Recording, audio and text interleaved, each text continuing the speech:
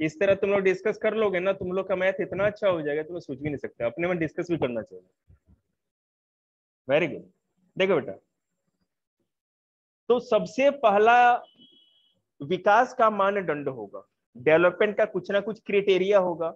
हम किसी ना किसी आधार पे ही किसी देश को विकसित कहेंगे, डेवलप कहेंगे, या किसी को अविकसित कहेंगे कि भाई ये डेवलप कंट्री नहीं है या कम विकास वाला देश है। तो इकोनॉमिक्स या अर्थशास्त्री जो लोग थे, उन्होंने सोचा कि सबसे अच्छा उपाय है कि हम लोग लेके चलें इनकम को। जिस देश की इनकम जितनी ज्यादा होगी ना, वो उतना ही डेवलप माना जाए। ठीक है, या जिस स्टेट में हम लोग अगर अपने देश की ही बात कर ले, तो जिस स्टेट की पर कैपिटा इनकम या प्रति व्यक्ति आय जितनी ज्यादा होगी, हम उस कंट्री को या उसको उतना ही, उस स्टेट को उतना ही डेवलप करेंगे। जैसे मैंने बच्चों को एग्जांपल कल समझाया था, मान लो आपने केरला का नाम सुना है और हरियाणा का भी नाम सुना है, दो स्टेट है ना हमारे देश में। अब जो पर कैपिटा इनकम के आधार पर अगर हम कहें कि केरल ज्यादा, मतलब कि जो केरल में लोग रहते हैं और जो हरियाणा में या पंजाब में लोग रहते हैं, हम ये कहें कि हरियाणा में रहने वाले लोगों का पर कैपिटा इनकम मतलब प्रति व्यक्ति आय केरल के लोगों से ज्यादा है। एक आदमी जो हरियाणा का है वो केरल वाले लोगों की तुलना में ज्यादा पैसा कमाता है। तो अगर इस आधार पे देखें तो ज्यादा डेवलप स्टेट कौन सा हो गया? हरियाणा, क्योंकि वहां के लोग ज्यादा पैसा कमा रहे हैं। लेकिन फिर एक बात आती है कि केवल इनकम से ही तो सारा डेवलपमेंट नहीं हो गया। हरियाणा में अब अगर हम देखें तो एजुकेशन में बहुत ही पीछे है। केरल एजुकेशन में इंडिया में नंबर 1 है। हेल्थ फैसिलिटी हरियाणा में बहुत ज्यादा अच्छी नहीं है, केरल में हिंदुस्तान में सबसे अच्छी मानी जाती है। सेक्स रेशियो मतलब कि 1000 लड़कों के ऊपर लड़कियों की संख्या कितनी है ना, केरल में क्या हो, केरल में हिंदुस्तान में सबसे अधिक है, लड़कियां ज्यादा हैं लड़के कम, मतलब कि लड़का लड़की में कोई भेदभाव नहीं किया जाता। हरियाणा में, दिल्ली में पूरे इंडिया में सबसे कम है, लेकिन ये सेंट्रल टेरिटरी है ना, केंद्र शासित प्रदेश है। नहीं तो राज्य में देखें तो हरियाणा में लिंगानुपात या सेक्स रेशियो सबसे कम है।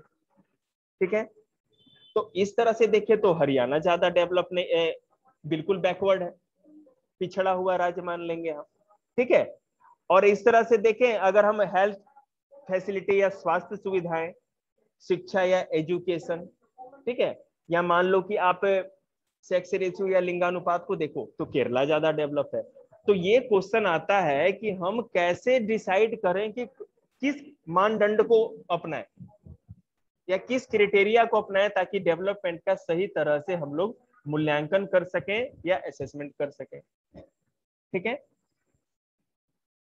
तो हमारे भारत के एक बहुत ही विद्वान थे डॉक्टर अमर्त्य सेन, और पाकिस्तान के भी एक अर्थशास्त्री थे। दोनों लोग अर्थशास्त्री जो अर्थव्यवस्था इकोनॉमिक्स के बहुत बड़े स्पेशलिस्ट होते हैं। इन लोगों को, अमर्त्य सेन जी को नोबेल प्राइज भी मिला इकोनॉमिक्स से। भारत के पहले ऐसे इकोनॉमिक्स थे, ठीक है ना, अर्थशास्त्री जिनको कि अर्थव्यवस्था या इकोनॉमिक्स का नोबेल प्राइज मिला था।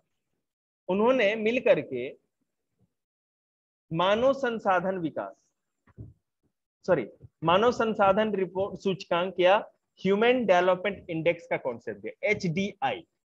कहा गया कि केवल इनकम के आधार पे हम किसी देश को विकसित या अविकसित नहीं घोषित कर सकते। अगर अब खुद मैं आपको है ना देश के बाहर का एग्जांपल देता हूं। आपको पता है Saudi Arabia, Iran, Iraq, Kuwait, नाम सुना है ना आपने अरेबियन कंट्री का। यहाँ पे तो ऑयल बहुत ज्यादा है, और जिस देश में तेल ज्यादा होगा, पेट्रोलियम, वो तो बहुत ज्यादा अमीर होते हैं निश्चित रूप से। जो सऊदी अरेबिया के, ईरान, इराक के लोग बहुत ज्यादा रिच है। लेकिन अगर देखो तो हेल्थ फैसिलिटी बड़ी कमजोर है, एजुकेशन बिल्कुल भी नहीं है वहां पे। जो राजनीतिक व्यवस्था, अभी भी राजा का शासन है, वहां के लोग ही अनपढ़ हैं। वहां पे डॉक्टर, इंजीनियर, साइंटिस्ट ज्यादा लोग नहीं बनते हैं। किसी भी तरह का वैज्ञानिक जो खोज है या वैज्ञानिक अनुसंधान होता है, साइंटिफिक रिसर्च बहुत कम है वहां पर। तो पैसे में तो ज्यादा है लेकिन और चीजों में पीछे है ना। अगर अरेबियन कंट्री को टीचर चाहिए तो इंडिया से जाएगा, डॉक्टर चाहिए तो इंडिया के लोग वहां सर्विस दे रहे हैं, इंजीनियर चाहिए तो फॉरेन कंट्री से लोग आके काम करते, क्योंकि वहां के लोग को तो आता ही नहीं है सब काम। तो डेवलप तो नहीं कर, रिच कंट्री देखिए, तो अरेबियन कंट्री को आप रिच कंट्री कह सकते हो लेकिन डेवलप्ड कंट्री नहीं कह सकते, ठीक है। तो विकास का कैसे मूल्यांकन किया जाए? विकास के लिए ये देखा जाए कि किसी देश में प्रति व्यक्ति आय के या पर कैपिटा इनकम के साथ साथ या एवरेज इनकम के साथ साथ वहां के लोगों में एजुकेशन की फैसिलिटी भी हो, लोग शिक्षित भी हो, हेल्थ फैसिलिटी भी हो, मतलब कि लोगों में अच्छी तरह से स्वास्थ्य की सारी सुविधाएं भी उनको मिलती हो, ठीक है। और जो समाज, जो सोसाइटी होती है उसमें किसी तरह का क्या कहते हैं, कोई भी डिस्क्रिमिनेशन या भेदभाव नहीं, ठीक है ना। तो वो तब जाकर के कोई देश पूरा डेवलप्ड माना जाता है। तो अमेरिका केवल पैसे में ही ज्यादा नहीं है, जीडीपी में ही ज्यादा नहीं है, वहां पे हर तरह की फैसिलिटी ज्यादा अच्छी है, समझ रहे हैं। इसलिए हम अमेरिका को डेवलप्ड कंट्री कहते हैं, लेकिन इंडिया जो हमारा देश है एक डेवलपिंग कंट्री है। एक कॉन्सेप्ट तो समझ गए आप लोग कि विकास का मूल्यांकन या डेवलपमेंट का असेसमेंट हम कभी भी केवल किसी की इनकम को देख के नहीं बता सकते। एक कॉन्सेप्ट और बच्चों को समझाया था मैंने, वीडियो डेवलपमेंट का नहीं बनाया था ना मैंने, नहीं, ठीक,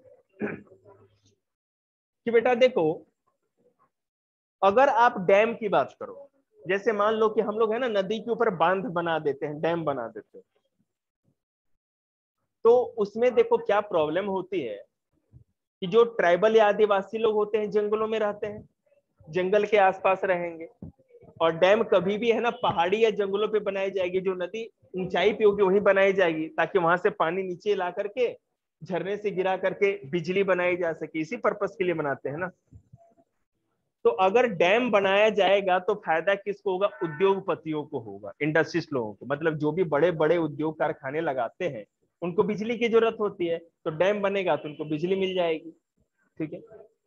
लेकिन जहां डैम बनता है उसके आसपास का बहुत सारा इलाका खेती बाड़ी रहने के लायक नहीं बचता, क्योंकि वाटर लॉगिंग हो जाती है, नीचे जो मिट्टी है ना वो ज्यादा गीली रहेगी हमेशा, उसमें खेती नहीं हो सकती। तो वहां के जो किसान हैं, वहां के जो आदिवासी हैं जो जंगलों में रहते हैं या खेती करते हैं, उनको तो वो जगह छोड़ के जाना पड़ेगा, वहां से माइग्रेट करना पड़ेगा, निर्वासित हो जाएंगे, उनको जगह छोड़ के वहां से हटाना पड़ेगा। तो अब अगर आप देखो कि डैम बनाना अगर एक विकास है, डेवलपमेंट का काम है, तो एक आदमी के लिए विकास है, उद्योगपतियों को तो के लिए विकास है, डेवलपमेंट फायदा है, लेकिन किसानों के लिए वो उस डेवलपमेंट का कोई मतलब नहीं। तो हमें ये भी इसको कहते हैं बेटा कॉन्फ्लिक्टिंग गोल्स। कॉन्फ्लिक्टिंग गोल्स के लिए एग्जैक्ट हिंदी में वर्ड क्या था, याद है आपको?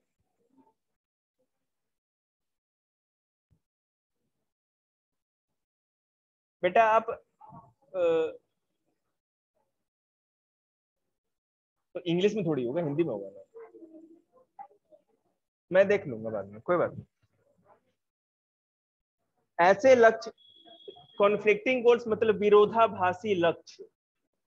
विरोधाभासी लक्ष्य मतलब कि एक का फायदा कर रहा है लेकिन दूसरे को नुकसान कर रहा है। अब देखो मैं और भी क्लियर करता हूं। तो सरकार, देखिए, किसी भी कार्य को या किसी भी प्रोग्राम को हम डेवलपमेंट प्रोग्राम या विकास कार्यक्रम तभी कहेंगे जब उससे सबका फायदा होता, ठीक है। अब सोचो, अगर बिजली बनानी है तो हम ये भी तो कर सकते हैं ना कि डैम को छोटा बनाए और एक जगह बड़े डैम बना करके तीन चार जगह छोटे छोटे डैम बना ले, ठीक है। या रिवर पे डैम बनाने के बजाय हम ये कर सकते हैं कि सोलर एनर्जी या विंड एनर्जी का यूज कर लें, दूसरे तरह से बिजली जनरेट करें, ताकि बिजली की जरूरत जिनको है उनकी नीड भी पूरी हो जाए, और साथ ही साथ भाई क्या कि जिनको वहां रहना है, खेती करना है, उनका भी काम हो जाए, उनको भी नुकसान ना हो। तो विकास का मतलब है कि कॉन्फ्लिक्टिंग गोल्स ना आए। डेवलपमेंट तब माना जाएगा किसी भी काम को, या कोई देश तब विकसित होंगे जब ये कॉन्फ्लिक्टिंग गोल्स खत्म हो जाए। मतलब कोई भी डेवलपमेंट का काम केवल एक आदमी को फायदा ना दे, उस डेवलपमेंट या विकास कार्यक्रम से सबको फायदा। समझ रहे हैं बात को? अब देखिए मैं समझाता हूं। एक टर्म आता है समन्वित विकास या इंटीग्रेटेड डेवलपमेंट, ठीक है। इंटीग्रेटेड डेवलपमेंट या समन्वित विकास का मतलब है कि ऐसा कोई भी विकास का काम जिससे सब लोगों को फायदा हो। मेरी बात समझिए, अगर मान लीजिए बेटा कि यहाँ मेट्रो बनी है तो मेट्रो से सबको फायदा है। रेडी पटरी वाले को भी कहीं जाना है वो भी यूज कर सकता है। कोई भी पब्लिक फैसिलिटी की चीज क्या होती है, सरकार पब्लिक फैसिलिटी या सार्वजनिक स्थल जो होते हैं, सड़क हो गया, घाट हो गया, जो तालाब के चारों तरफ बनाती है, ठीक है, पार्क बच्चों के खेलने के लिए बनाती है, नालियां है, बिजली है, पानी है, ये सारी फैसिलिटी सरकार देती है ना। इससे कोई ऐसा थोड़ी है कि अमीर को फायदा है गरीब को नहीं, सबको फायदा होता है। तो इस चीज को डेवलपमेंट वर्क मानेंगे, विकास का काम मानेंगे। ठीक है, तो विकास तब होता है जब कॉन्फ्लिक्टिंग गोल्स नहीं हो। ठीक है, लक्ष्य ऐसे हो जो किसी का नुकसान ना पहुंचाते। बात समझ रहे?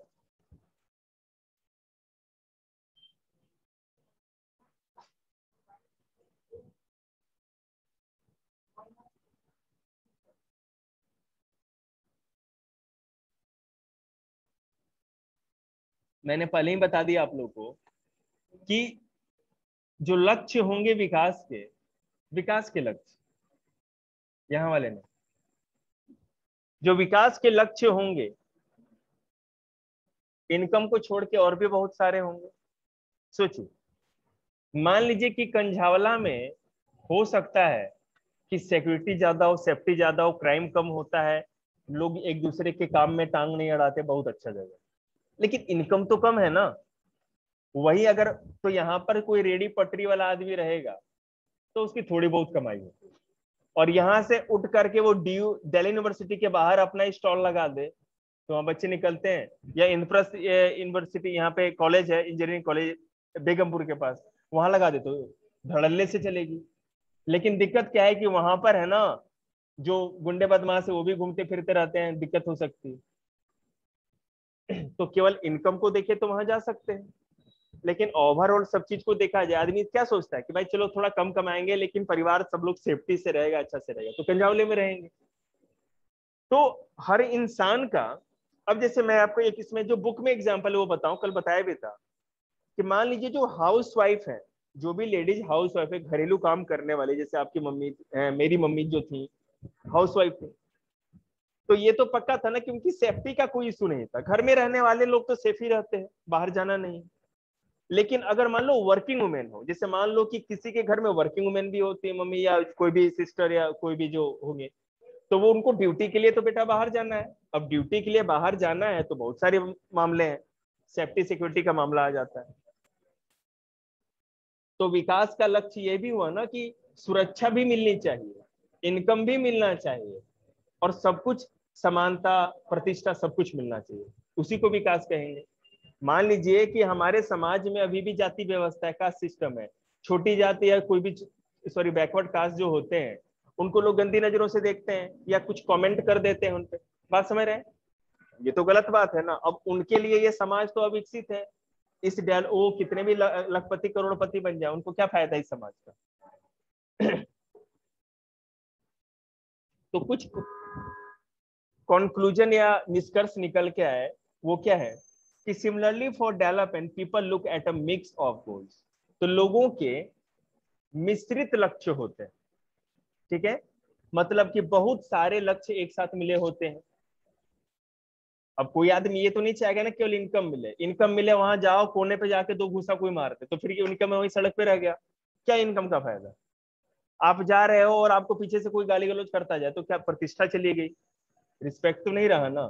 तो सब चीज चाहिए। तो लोग, डेवलपमेंट का मतलब है बेटा कि मिक्सिंग गोल होना चाहिए, बहुत अलग अलग तरह के जो लक्ष्य हैं वो पूरे होने चाहिए, और साथ ही साथ कोई भी तरह का कॉन्फ्लिक्टिंग गोल्स नहीं होना चाहिए। मतलब ऐसा कोई भी लक्ष्य नहीं होना चाहिए जिसमें एक का फायदा होता हो लेकिन दूसरे का नुकसान होता है। बात समझ में आ रही है? आपको मैं केवल एनसीईआरटी लाइन वाइज समझा रहा हूं। अभी चैप्टर तब स्टार्ट होगा जब उससे क्वेश्चंस में समझाऊंगा, कैसे क्वेश्चन आते हैं, क्या होता है, बहुत आसान हो जाएगा, चिंता मत करो। उसके बाद देखिए, नेशनल डेवलपमेंट, राष्ट्रीय विकास। राष्ट्रीय विकास क्या होता है उसको हम किस तरह समझेंगे। देखिए, It is very important to keep in mind that different person could have different as well as a conflicting nations notion of a country's development. बिल्कुल. अब अगर आप एक आदमी के डेवलपमेंट की या एक रीजन के डेवलपमेंट की बात करो तब तो कोई इशू नहीं, लेकिन पूरे देश की बात करो तो कॉन्फ्लिक्टिंग गोल्स तो हो ही जाएंगे. मान लीजिए सरकार ने नियम बनाया कि इस कम्युनिटी के लोगों को ये एक्टिविटी नहीं करने दिया जाएगा, तो दूसरे खुश हो जाएंगे, वो कम्युनिटी वाले गुस्से में आ जाएंगे. मान लीजिए सरकार ने कहा कि इस बार बजट में तमिलनाडु को 10,000 करोड़ रुपए ज्यादा सड़क बनाने के लिए दिए जाएंगे, ठीक है, तो महाराष्ट्र वाले गुस्सा हो जाएंगे, भाई हमें क्यों नहीं दिया. इस बार रेल बजट में मान लो कि अगर सरकार कह दे कि जो पूरब है या ईस्ट इंडिया है उधर हम लोग क्या कहते हैं 20 एक्स्ट्रा ट्रेन चलाएंगे, तो साउथ इंडिया वाले गुस्सा हो जाएंगे. तो देश का जो विकास होता है, जो नीति निर्माता या पॉलिसी मेकर होते हैं, जैसे जो फाइनेंस मिनिस्टर या देश की जो सरकार चलाते हैं मंत्री लोग, उनके पास सबसे बड़ा ये चैलेंज होता है, सबसे बड़ी चुनौती होती है कि जितने भी कॉन्फ्लिक्टिंग गोल्स हैं उनको कम से कम किया जाए. कॉन्फ्लिक्टिंग गोल्स होंगे तो निश्चित रूप से वहां कॉन्फ्लिक्ट होगा, लड़ाई होगी, संघर्ष होगा. साउथ इंडिया वाले गुस्सा हो गए ना. अब ऐसा करते कि भाई चलो साउथ इंडिया को भी 5 ट्रेन दे देते तो थोड़ा बहुत बैलेंस बन जाता. मेरी बात सुनो, ईस्ट इंडिया में, पूर्वी भारत में रेलवे का बहुत कम डेवलपमेंट, ठीक है, जरूरत, और हमको पता है कि चाइना का बॉर्डर भी वहां लगता है, तो सरकार ने सोचा इस बार 20 ट्रेन हम लोग केवल पूर्वी भारत के लिए करेंगे. अब दिक्कत है कि पूर्वी भारत को तो देना ही है, ज्यादा जरूरत है, और साउथ इंडिया वाले आवाज उठा रहे हैं, तो सरकार क्यों ना करे कि 20 ट्रेन अगर दिए तो उसमें से 15 ही ट्रेन दे और 5 ट्रेन निकाल करके साउथ इंडिया वालों को दे दे, ताकि ये भी थोड़ा सेटिस्फाइड या संतुष्ट हो जाए. ये बैलेंस बनाने की जरूरत है. तो इससे क्या होगा, उनका थोड़ा बहुत डेवलपमेंट का काम भी चल जाएगा और ये भी आवाज नहीं उठाएंगे. तो इस तरह से हम विरोधाभासी लक्ष्यों के कॉन्फ्लिक्टिंग गोल्स को खत्म कर सकते हैं. अगर बिजली ज्यादा चाहिए तो सरकार 10 डैम बनाना चाहती है तो वहां पे 5 ही डैम बनाए, और ऐसे जगहों पे बनाए जहां की डैम के आसपास के इलाके में पॉपुलेशन कम हो. तो 5 डैम वाली बिजली तो मिल गई, उतना तो हो गया. और 5 डैम ना बनने से जो कमी रह गई बिजली की, इलेक्ट्रिसिटी की, उसको कैसे सरकार पूरा करेगी. कोई दूसरी रिसोर्स लगा दी, कुछ सोलर पैनल लगा दिए, कुछ विंड मिल लगा दिया, है ना, पवन ऊर्जा या सौर ऊर्जा से भी काम चला सकती है. तो सरकार हर देश की विकास की नीतियां या डेवलपमेंट प्रोग्राम ऐसे ही बनाती है जिसमें कम से कम विरोधाभासी लक्ष्यों या कॉन्फ्लिक्टिंग गोल्स कम से कम. समझ रहे, कोई दिक्कत आया समझ में? ना आएगा तो बोलना, तुम्हें कोई दिक्कत है? अगर आपको समझ में नहीं आया तो शुरू से फिर मैं पूरा रिपीट कर दूंगा, आई एम नो प्रॉब्लम. लेकिन रिपीट करने की जरूरत नहीं, वीडियो रिकॉर्ड हो रही है, आप लोगों को बाद में मिल जाएगा.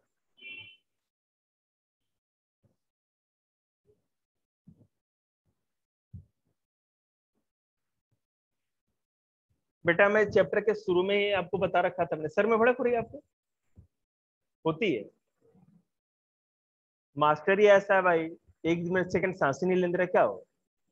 देखो शुरू में ही मैंने आपको बता दिया कि एक देश दूसरे से ज्यादा डेवलप है या नहीं. अमेरिका, सऊदी अरेबिया, इंडिया का मैंने एग्जांपल बता दिया था.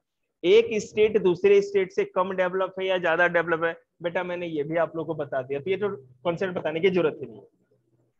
कॉन्सेप्ट क्या है, how to compare different countries और स्टेट.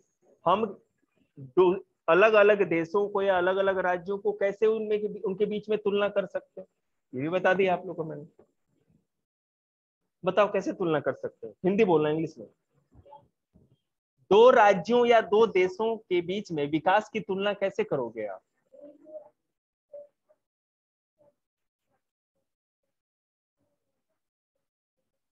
हाँ बिल्कुल, बोलो बेटा. भाई इसको बोलना है, भाई दीदी बोल रही है.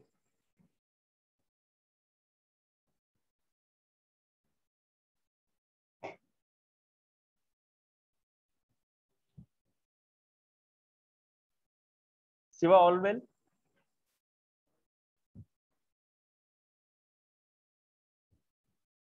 इसकी चिंता मेरे पे छोड़ दो.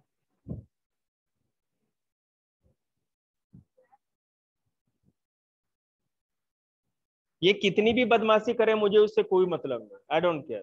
पढ़ाई लेकिन करेगा, नहीं करेगा तो इसकी हड्डी अलग हो जाएगी। देखो, यूजुअली वी टेक वन और more important characteristics of person and compare them based on this characteristics. हाँ, मैंने वही तो मैंने बोल ही दिया है। हम लोग क्या करते हैं, एक या दो गुण ले लेते हैं, मतलब इनकम को ले लेंगे, एजुकेशन को ले लेंगे, हेल्थ फैसिलिटी को ले लेंगे, और उसके आधार पे कंपेयर करते हैं लोगों को, है ना, स्टेट को और देश को, कि कौन किस में ज्यादा अच्छा है। हाउ टू कंपेयर, ये तो हो गया।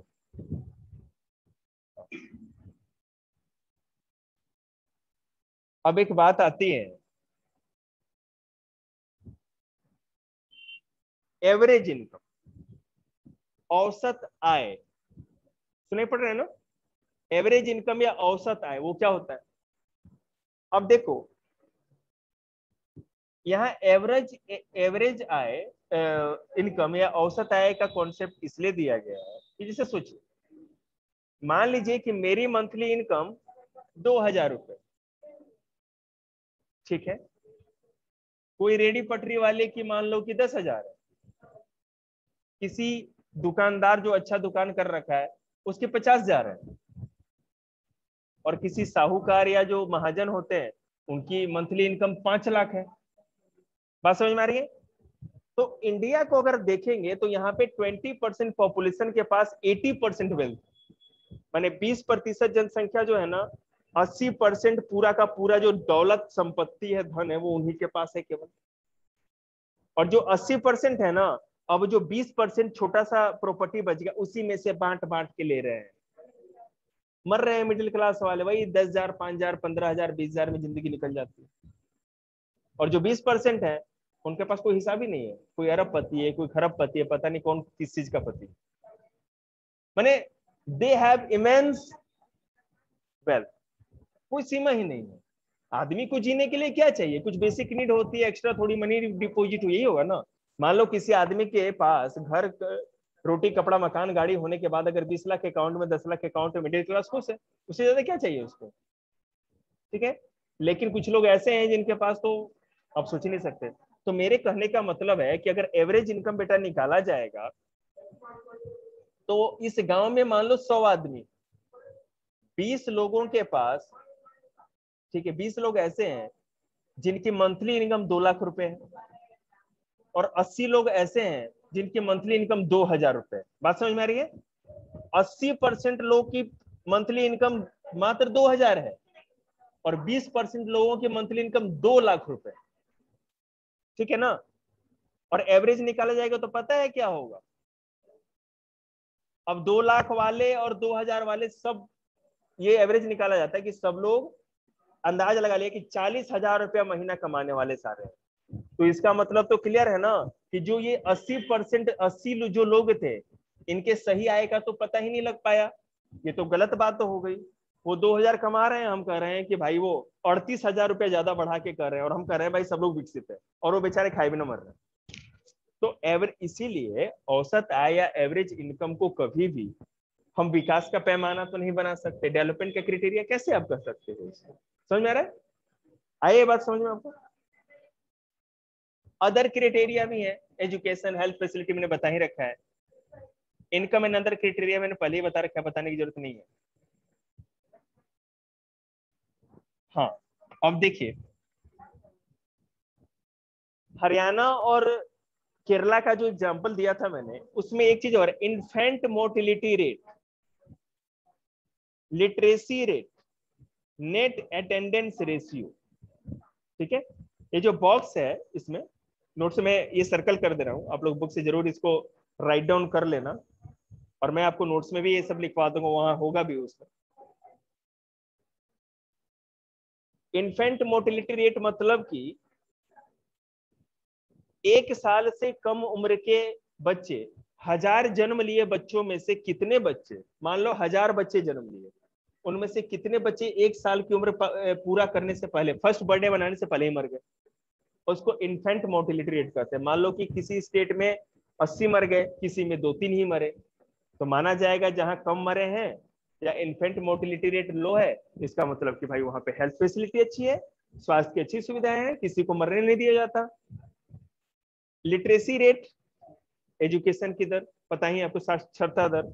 नेट अटेंडेंस रेशियो, मतलब कि अगर लिटरेसी है भी तो साल में कितने दिन बच्चे स्कूल जाते हैं, उसको अटेंडेंस रेट कहा जाएगा। ठीक है, sorry, total number of children of age group 14 and 15 years attending school as a percentage of total number of children। एक मान लो इलाके में, अगर मान लो मैं कहूं कि सोनीपत एक हरियाणा का जिला है, उसमें जितने भी 14 से 15 साल की उम्र के बच्चे हैं वो बता लगा लिया गया।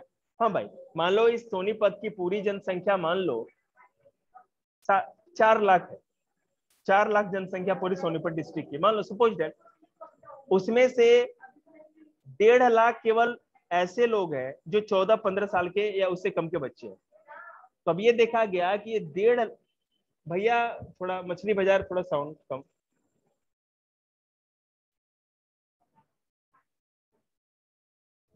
अच्छा हाँ बेटे, मम्मा आ गए आपकी।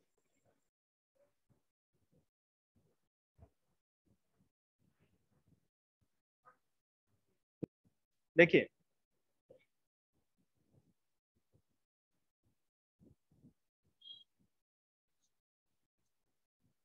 तो नेट अटेंडेंस रेशियो भी समझ गए। मान लो कि अगर 4 लाख सोनीपत पूरे डिस्ट्रिक्ट की जनसंख्या है, उसमें 1.5 लाख जो लोग हैं, 1.5 लाख हैं वो 14 या 15 साल तक के उम्र के बच्चे हैं।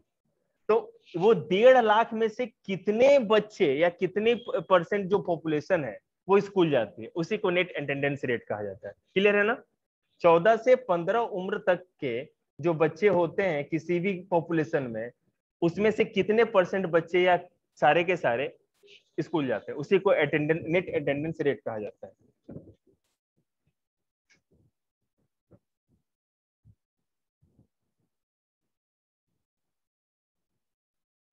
और बेटा, डेवलपमेंट को हम पब्लिक फैसिलिटी से भी मेजर करते हैं, सार्वजनिक सुविधाएं। ठीक है, जैसे नहीं कहते हैं, अगर कहीं भी आप प्लॉट लोगे घर बनाने के लिए, किसी तरह पापा लेते हैं इन्वेस्ट करते हैं, तो क्या सोचते हैं, भाई सड़क आसपास है कि नहीं, गली का रास्ता सही है कि नहीं, पानी बिजली की सुविधा है कि नहीं, है ना? साथ ही साथ अब दिल्ली में क्या सोचते हैं लोग, मेट्रो जाती है कि नहीं, मेट्रो कितनी किलोमीटर दूर है, तो मेट्रो एक पब्लिक फैसिलिटी है। स्कूल कितनी दूर है, अब मान लो आप झज्जर में ऐसे एकदम वहां ले लो और वहां से कहो कि आपको क्या करना है, दिल्ली यूनिवर्सिटी आना है। अब झज्जर में आप प्लॉट खरीदोगे, दिल्ली यूनिवर्सिटी पढ़ना है, तो आप आते जाते ही किसी दिन मर जाओगे, है कि नहीं? तो आपको कहाँ लेना चाहिए, थोड़ा पैसा लगेगा कम, छोटा ही प्लॉट लेंगे लेकिन दिल्ली में ही आसपास ले लेंगे।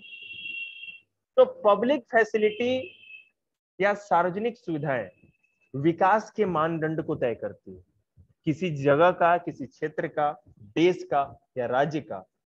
वो देश या राज्य या क्षेत्र, गांव, शहर, जिला, कुछ भी हो सकता है, विकसित या डेवलप है कि नहीं, ये इस आधार पे, इस बात पे डिपेंड करता है, निर्भर करता है कि वहां पे पब्लिक फैसिलिटी कितनी इंप्रूव है।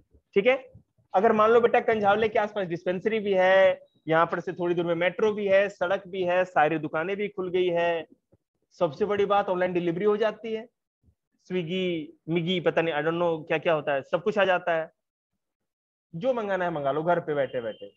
तो ये क्या है, इसका मतलब कि कंझाला डेवलप्ड है।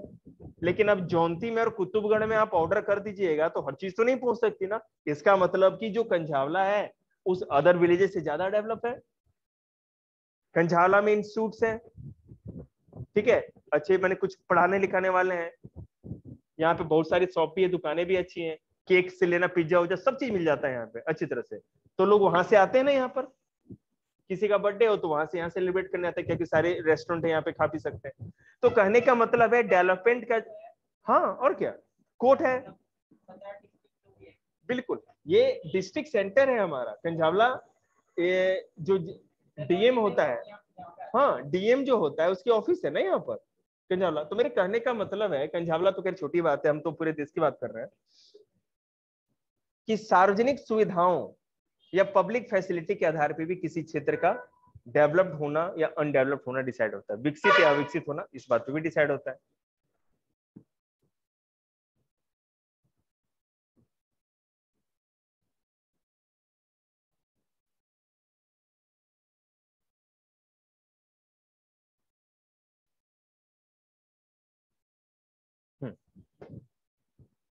अब मैं आप लोग को ह्यूमन डेवलपमेंट रिपोर्ट HDR, जिसको कि HDIB ह्यूमन डेवलपमेंट इंडेक्स भी कहते हैं, उसके बारे में थोड़ा बताता हूं, जो पहले थोड़ा सा डिस्कस मैंने मानव संसाधन विकास कहा जाता है। ठीक है, मानव संसाधन रिपोर्ट या मानव संसाधन सूचकांक, इंडेक्स होगा तो सूचकांक हिंदी में आ जाएगा। देखिए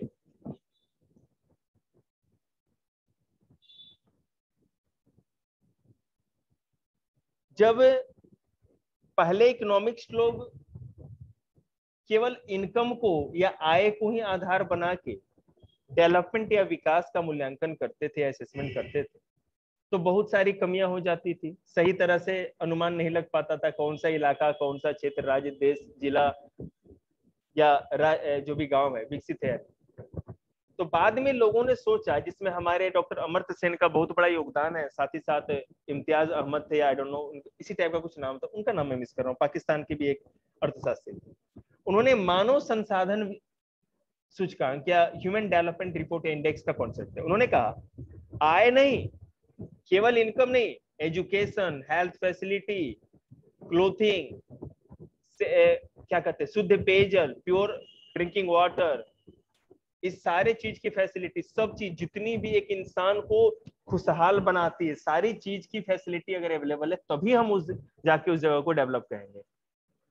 ठीक है, उसी को मानव संसाधन मानव विकास सूचकांक कहा गया। उसमें वो चीज देखा जाता है। ठीक है भाई, इनकम में ज्यादा हो, ठीक है, एजुकेशन में पीछे हटो, तुम पिछड़े राज्य हो। बात समझ में आ गया? इस तरह से होता है।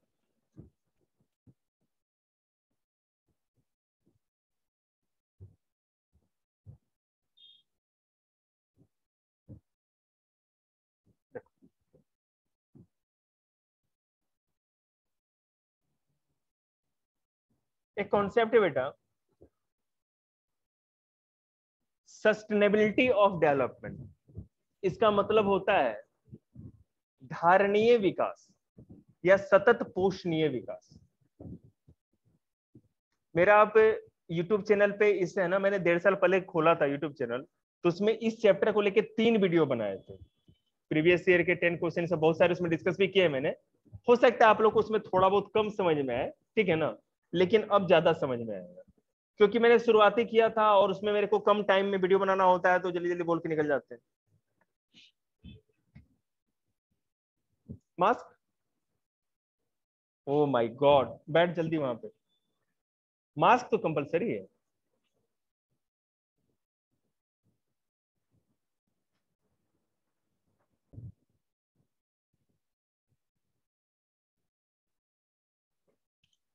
हाँ, तो हम बता रहे थे कि सस्टेनेबिलिटी ऑफ डेवलपमेंट या सतत पोषणीय विकास क्या होता है। ऐसा विकास या विकास का ऐसा काम, डेवलपमेंट का ऐसा वर्क, जिससे हमारी प्रेजेंट की नीड तो पूरी हो जाए अभी की, और नेक्स्ट आने वाली जनरेशन के लिए भी रिसोर्सेस बचे रहे, ताकि उनको भी उनकी जरूरत भी पूरी हो सके। जैसे सपोज दैट, मान लो बेटा हमारे पास इंडिया में कोल का बहुत बड़ा रिसोर्स है, कोयले का बहुत ज्यादा बड़ा भंडार है हम लोग के पास। तो हम क्यों ना ऐसा करें कि जितनी जरूरत है उतना कोयला निकालें और अपना काम चलाएं। तो क्या होगा, एक्स्ट्रा कोयला जो बचा रहेगा वो हमारी आगे आने वाली पीढ़ियों के लिए काम आ जाएगा, क्योंकि कोल या पेट्रोलियम तो आपको पता है कि लाखों साल में बनता है। ऐसा तो है नहीं कि हम लोग मर जाएंगे तो फिर कोयला उतना बन जाएगा, ऐसा तो नहीं हो सकता। एक बार एग्जॉस्टेबल रिसोर्सेज कहा जाता है, ठीक है ना, एक बार खत्म हो गया तो फिर दोबारा नहीं बन सकता। तो उसी तरह हम विकास का ऐसा कोई काम नहीं करें जिससे हमारे पर्यावरण को, इन्वायरमेंट को नुकसान पहुंचे, क्योंकि हमारा पर्यावरण या इन्वायरमेंट अगर को नुकसान पहुंचेगा तो निश्चित रूप से अभी भी और आने वाली पीढ़ियों को भी बहुत ज्यादा मुसीबतों का सामना करना पड़ेगा। फिर से समझ लीजिए, सस्टेनेबल या संधारणीय विकास उस विकास को कहते हैं, डेवलपमेंट को कहते हैं, जिसमें हम अपनी अभी वर्तमान की जरूरतों को इस तरह से पूरा करें कि आगे आने वाली पीढ़ियों के लिए कोई समस्या पैदा हो, और अपनी जरूरत के साथ साथ आगे आने वाली पीढ़ियों की जरूरत का भी ख्याल रखें। क्लियर है? ठीक है, चैप्टर खत्म हो गया, एक ही वीडियो में सारा काम।